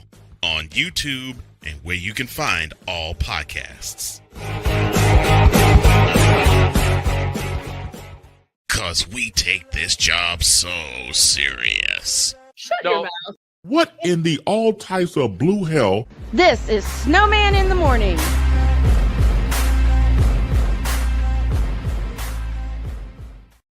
Okay, it's Friday. Time to close up shop. But now without this pretty lady, I have a surprise for her.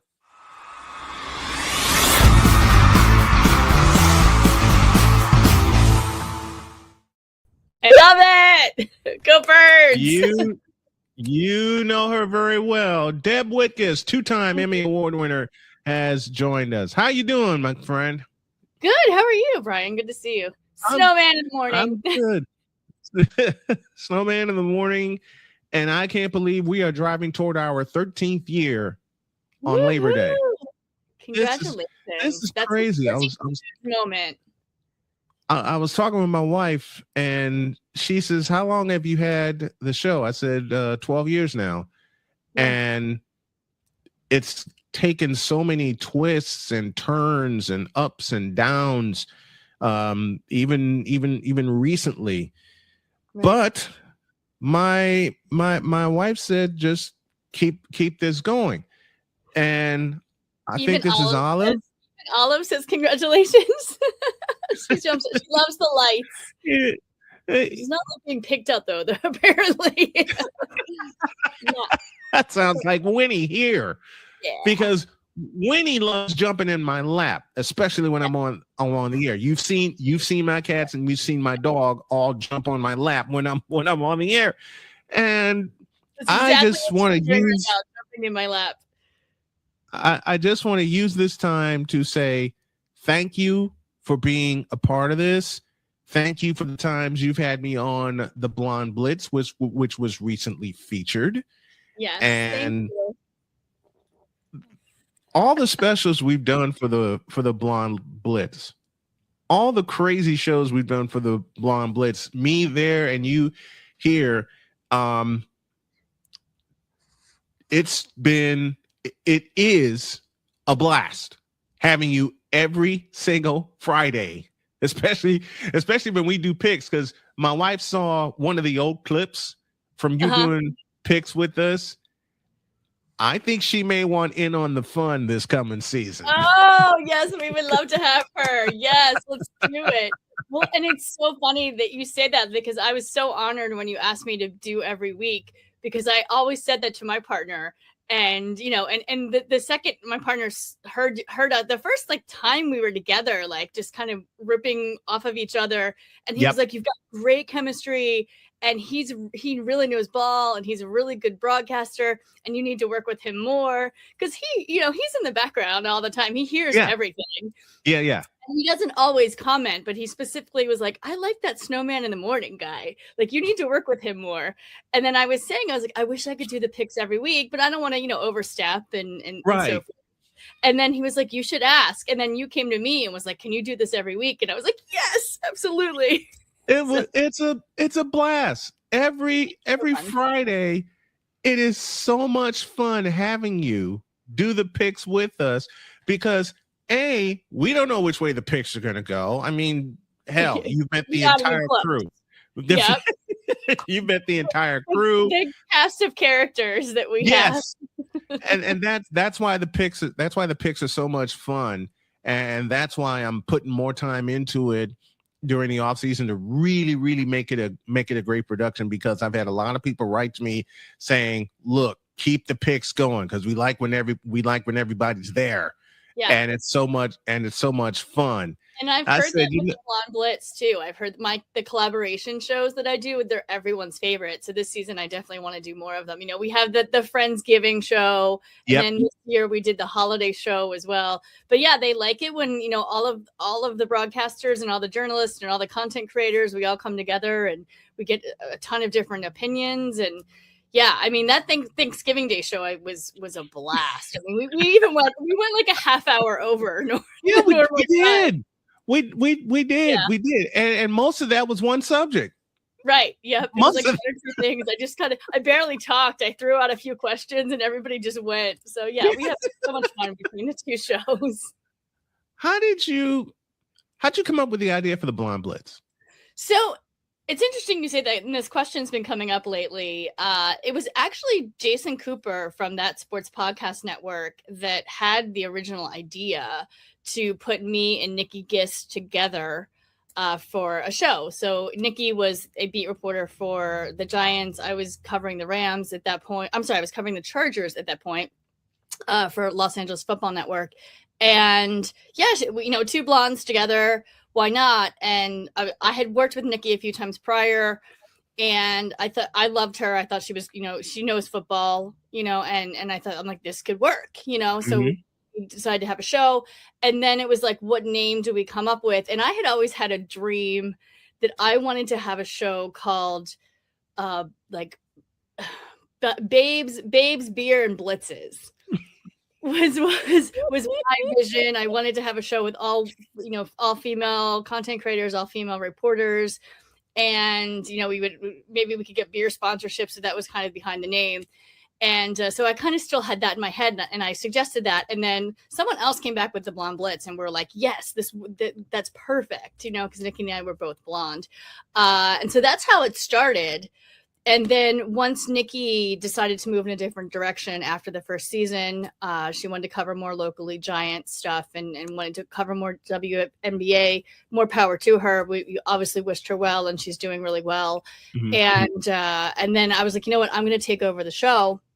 And that's when I did for the second season and got the Off the Field Wives a little bit more involved, and had some of them kind of co-host for a bit. And then also started to do more segments, so now we have, and I made it more of a variety show, whereas before it was definitely just like a podcast type situation. But this time it's more of a variety show where we do have, the design segment. We have Von Miller's chef to talk about healthy tailgating foods. We've got Mel the Clothing, who talks about your game day fit. We've got Shay Holland, who HGTV designer. She comes on and talks and blends football with design. We've got Carrie, who does the Power Deck. She reads her tarot cards and gives a pick every single week of who's going to win and why. She's looking at the stars. And then we have sports betting. Alex White, she's been on the show, this will be her 3rd season. She's 3rd generation sports betting, comes from her grandfather, then her dad, and now her. She's phenomenal. She's in Vegas. And then Ballers Meg does the fantasy segment. And then, of course, we have analysts too. Ben Troop comes on talking game picks every week. And then I have, my friends, my content creator friends come on. You come on, and we talk ball. We do the hot topics from the week of the games prior. So yeah, there's like 7 segments in the show. Brian comes on to talk about the injured pod. He's got a podcast called The Injured Podcast, in the Injured List. I always mess that up. The Injured List podcast. He comes on, talks about current injuries. We try to have him on at least once a month. Jen Welcher comes on. We interview her. She talks about her, Gridiron Girls camps and what she has going on a lot. So yeah, I actually just saw her this weekend. It was the beach football league. Just posted that on my Instagram. Tully Banta Kane is starting a new football league, and it's all beach, and it's all great. So nice. Look for more of me covering that as well, because it was a fantastic time. He's got a great thing going, and I'm so excited to see it progress. My wife is a big time Colts fan. She's a ninth generation Hoosier. She peeks in from time to time, especially when we do the picks. And we have a rule here in the household is that the answer is always the Colts. How do you feel about that, being a San Francisco fan? Wait a minute. I love it. I love it. I mean, 8 years together of silliness, 8 years together of picking at each other. I love it. And there was one game last year, week 16, where the Niners were playing the Colts. And we had this grand plan that Jody was going to sit in with me when I called that game. Well, unfortunately, Jody came in from work and she was nothing short of exhausted. Right. Yeah. She was beat, because she came in here and I saw the look on her face, and then my face just dropped. I said, "Oh, honey." She says, "I don't think I'm gonna make it to 8:00." And I said, "Babe, go to bed.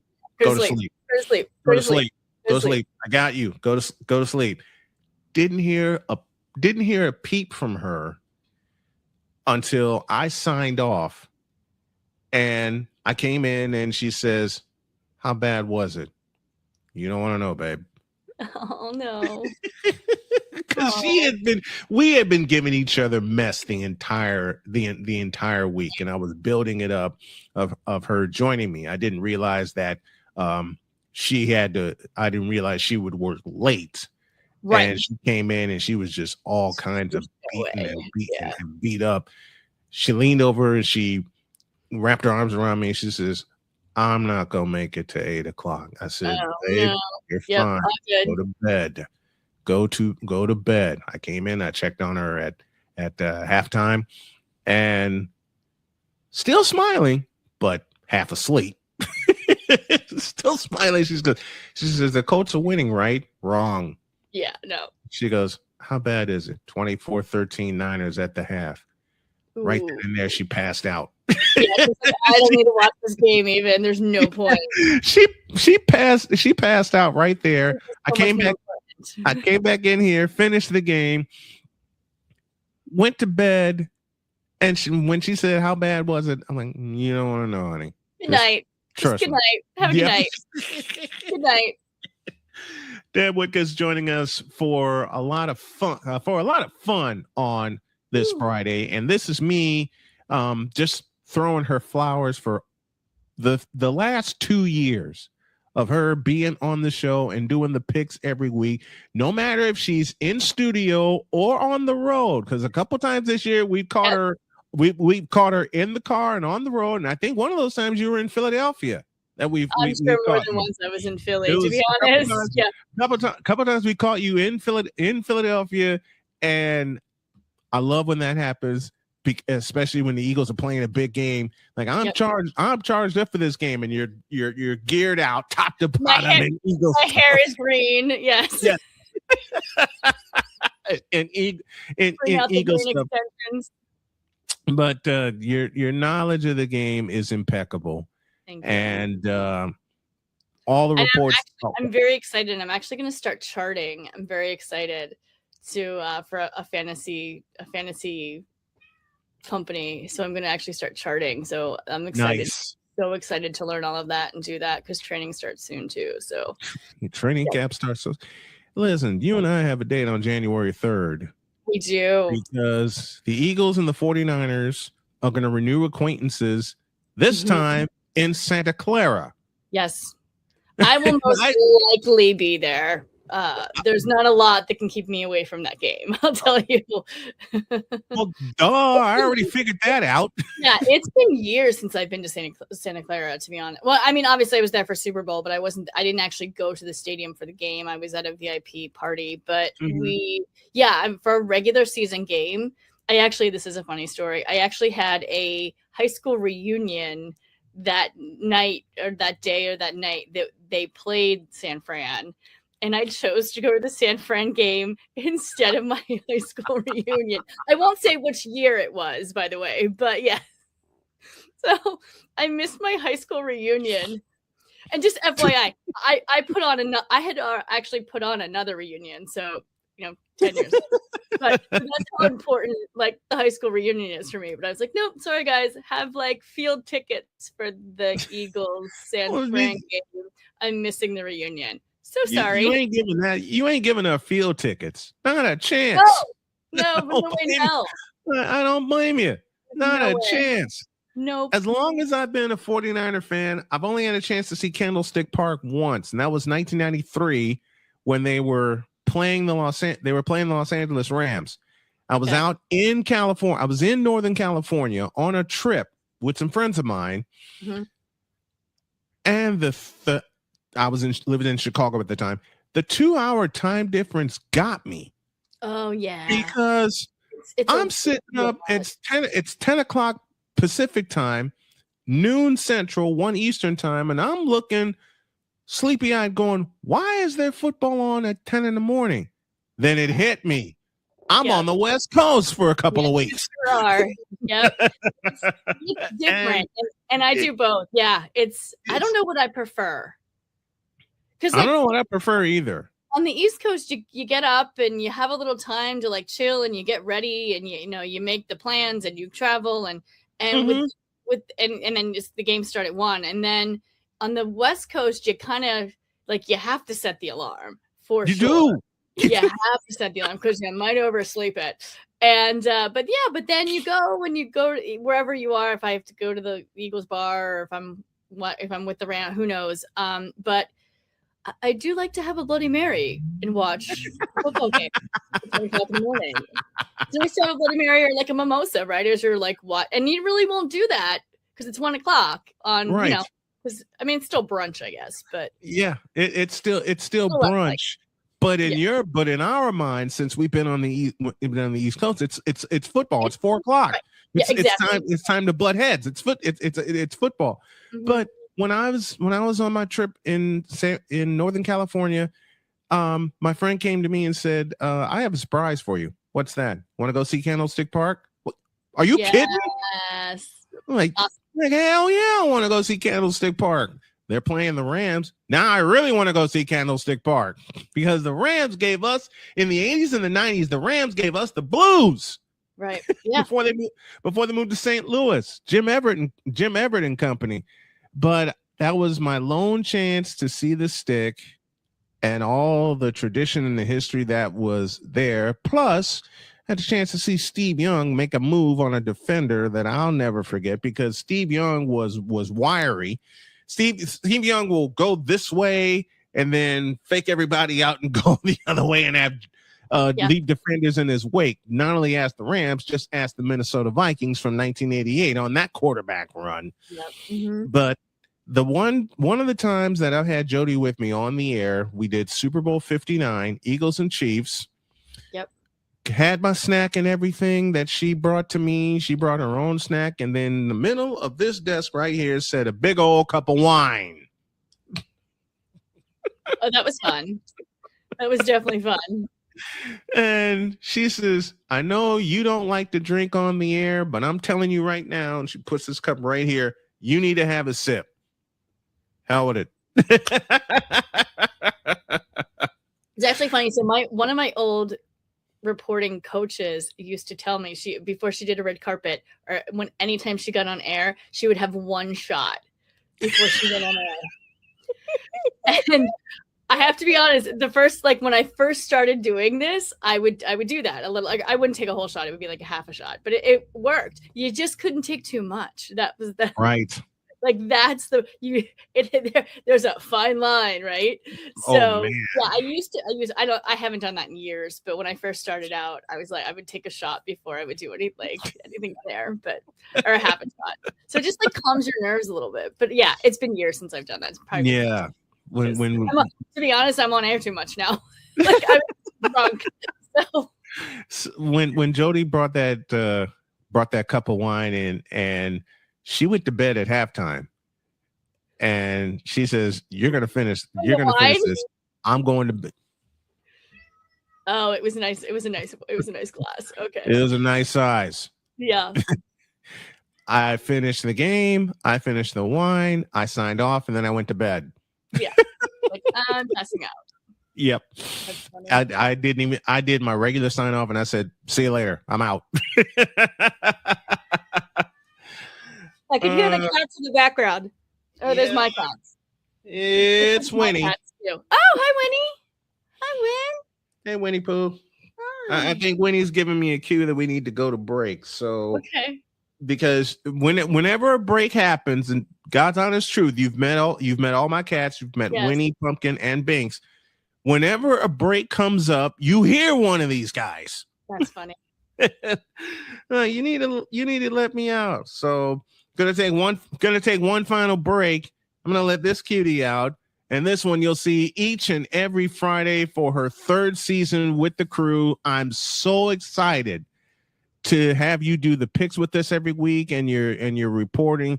You're awesome. We love you. Love having you be a part of the crew. And you made me blush last year when you said you were adding this to your resume. Yes. I love it. I was jumping up and down, excited. I told my wife that, and she said, "See, you're getting somewhere."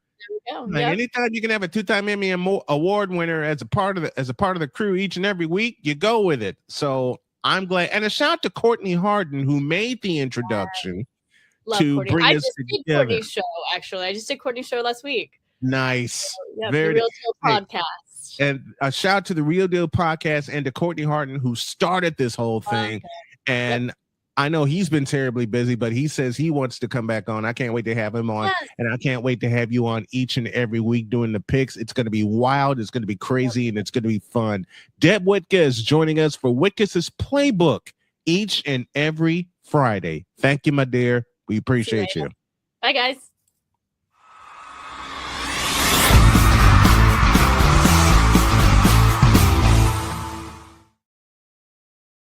I just got yelled at saying, "What do you mean go to a break? You got to get out of here." I do have to get out of here, and we're going to get out of here for the weekend. Have a great weekend. God bless. Remember to make your next move your best move, and always remember, if your dreams don't scare you, they're simply not big enough. Dream big, do bigger. We hope y'all are too. See you Monday.